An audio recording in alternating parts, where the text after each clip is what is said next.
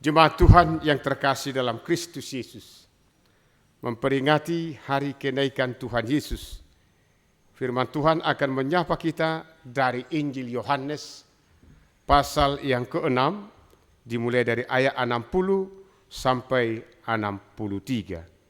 Saya akan membacakan bagi kita semuanya. Sesudah mendengar semuanya itu, banyak dari murid-murid Yesus yang berkata, "Perkataan ini keras, siapakah yang sanggup mendengarkannya?" Yesus yang di dalam hatinya tahu bahwa murid-muridnya bersungut-sungut tentang hal itu, berkata kepada mereka, "Adakah perkataan itu menggoncangkan imanmu?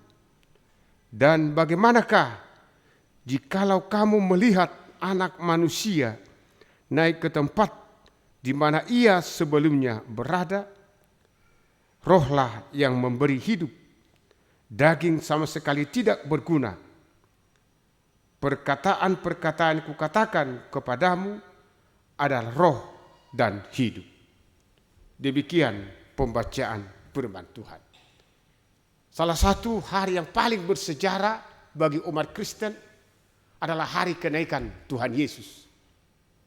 Karena dengan naiknya Tuhan Yesus ke sorga, tugas yang diemban Yesus sebagai manusia yang dikenakan Allah Bapa kepada Yesus telah berakhir.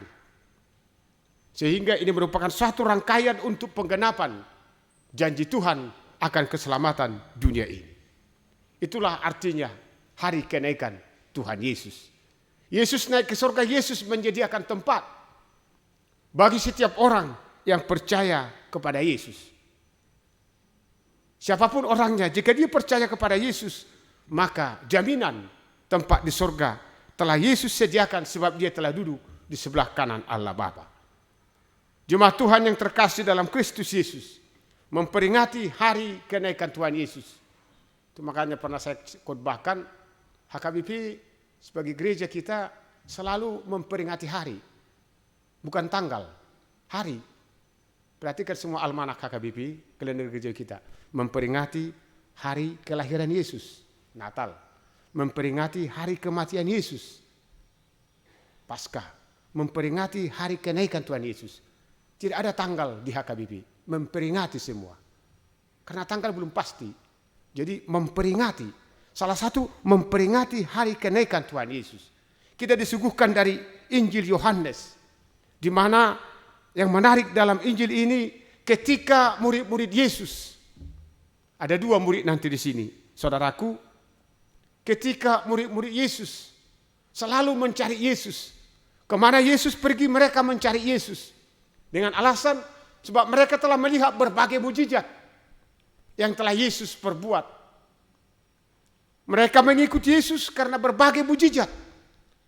Hal-hal yang tidak logis Yesus lakukan sehingga mereka mengikuti Yesus.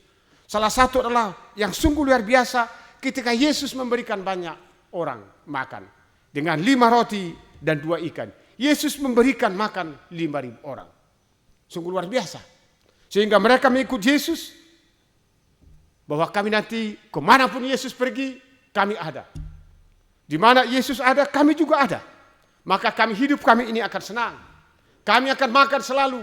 Kami tidak bekerja, kami akan makan. Persoalan yang demikian Yesus lihat. Sehingga ketika Yesus mengatakan pada ayat 54 dalam nas ini, Yohanes 6, "Barang siapa makan dagingku dan minum darahku, ia mempunyai hidup yang kekal, dan aku akan membangkitkan dia pada akhir zaman." Barang siapa makan dagingku, barang siapa minum darahku. Pemikiran orang banyak, Yesus mengajak mereka menjadi kanibalisme. Maka mereka bersungut-sungut dalam nats ini. Mereka mengatakan perkataan itu sangat keras. Mereka tidak mampu menerima perkataan Yesus. Barang siapa makan tubuhku, barang siapa minum darahku. Mereka bersungut-sungut. Mereka tidak mampu menerima perkataan Yesus. Karena mereka menganggap Yesus mengajarkan bahwa mereka menjadi kanibalisme. Mereka bersungut-sungut mengatakan perkataan Yesus sangat keras. Saudara-saudaraku, ada dua istilah murid di dalam Injil Yohanes. Kepada orang banyak, Yohanes memakai bahasa Matetias, orang percaya yang banyak. Jika Yohanes memakai bahasa Yunaninya, Matetias, orang banyak yang percaya kepada Yesus. Tapi kepada ke-12 murid, Yohanes memakai istilah dokeka, artinya murid yang telah dikhususkan. Maka dapat kita simpulkan mereka yang bersungut-sungut, murid yang mengundurkan diri, murid yang tidak mau mengikut Yesus adalah mereka Matetias, yaitu orang banyak. Alasan saya hanya satu, karena juga kita baca ke bawah lagi, maka pada ayat 67 pengakuan Petrus, ketika Yesus mengatakan, apakah engkau tidak pergi dariku? Apakah kalian murid-muridku yang 12 orang tidak pergi dari saya? Maka Petrus menjawab pada ayat 5:68, Tuhan, kepada siapakah kami akan pergi? Perkataanmu adalah perkataan hidup yang kekal. Berarti ini jelas orang banyak yang selalu mengikut Yesus, yang mereka tidak mau dikatakan kadibanisme, atau yang mereka selalu memiliki pemikiran tentang firman Tuhan melalui logika mereka. Mereka yang mengatakan perkataan Yesus sangat keras. Saudaraku yang terkasih dalam Kristus Yesus, maka panggilan kita yang pertama pada hari kenaikan Tuhan Yesus adalah jangan keraskan hatimu sejak kau mendengarkan khotbah ini. Jangan keraskan hatimu setelah engkau mendengarkan khotbah ini. Jika Yesus mengatakan, adakah perkataanku mengguncang imanmu? Sebenarnya tidak. Karena setiap perkataan Yesus adalah perkataan hidup. Setiap perkataan Yesus adalah hidup. Setiap perkataan Yesus adalah memberikan harapan. Setiap perkataan Yesus memberikan masa depan. Maka Yesus mau mengatakan kepada orang banyak, jangan keraskan hatimu sejak engkau mendengarkan firman ini. Bagaimana mungkin jika engkau mendengarkan anak manusia akan datang kembali ke sorga? Tentu kau akan semakin takjub. Yang mau saya katakan saudaraku pada ayat 6 ini, pada pasal 6 ini, jauh-jauh sebelumnya Yesus telah mengatakan bahwa satu saat dia akan kembali ke sorga. Yesus akan kembali ke sorga. Maka saudaraku yang terkasih dalam Kristus Yesus, sekarang kita diajak membuat satu komitmen yang sungguh luar biasa. Mengamini Yesus yang telah naik ke sorga. Harus ada komitmen. Komitmen mengikut Yesus. Komitmen itu harus kita tunjukkan dalam setiap kehidupan. Ada komitmen mengikuti Yesus. Karena perkataan Yesus adalah hidup. Yesus membedakan antara roh dan tubuh. Yesus membedakan itu. Artinya apa? Setiap perkataan Yesus adalah firman Tuhan. Itulah memberikan kehidupan. Tapi daging dikatakan ini adalah mati. Kita nanti juga dipersiapkan untuk naik ke surga. Itu makanya ada orang mengatakan, saudaraku yang terkasih, jika saudara pergi ke suatu daerah yang belum pernah saudara jalani, maka saudara membutuhkan guide. Terutama orang kampung itu, supaya saudara tidak tersesat. Hari ini juga kita diajak, karena Yesus telah dari sorga turun ke dunia ini, naik ke sorga lagi. Kita tidak ragu lagi kepada dia. Maka komitmen mengikuti Yesus harus benar-benar kita tanamkan dalam hidup ini. Ada komitmen yang sungguh luar biasa. Karena hanya Yesus yang dari sorga dan hanya Yesus yang naik ke sorga. Maka setiap orang Kristen yang mengikuti Yesus, marilah saudaraku, kita menjadi murid-murid yang dikatakan dokakei. Murid-murid yang setia, murid-murid yang mempunyai komitmen. Apapun persoalan hidup, apapun masalah yang kita hidupi, kalau kita setia kepada Yesus, setia kepada firman-Nya, kita akan diberikan kehidupan.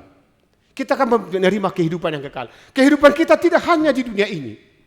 Tapi Yesus mengatakan, jika aku pergi ke rumah Bapakku, aku menyediakan tempat bagimu. Di rumah Bapakku banyak tempat.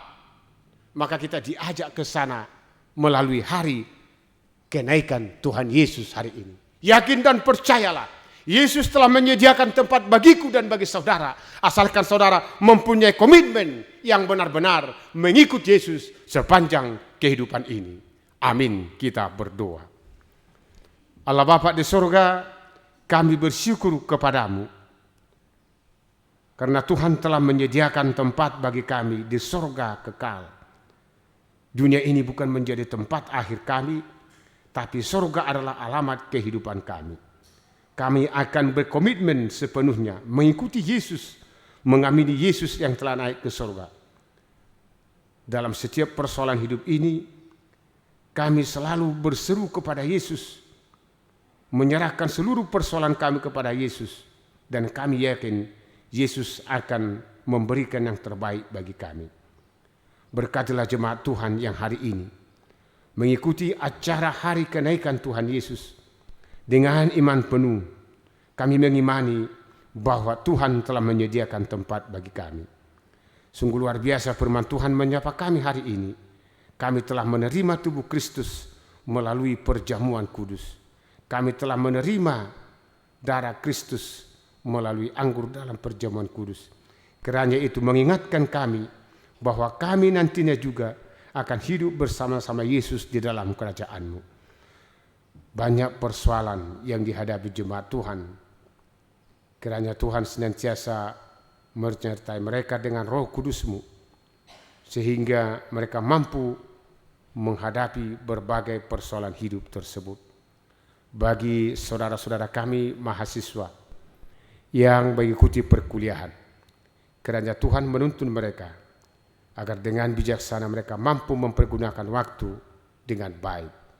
Bagi adik-adik kami yang merindukan masuk ke perguruan tinggi negeri, kiranya Tuhan memberkati mereka dalam menghadapi ujian agar mereka berkemenangan.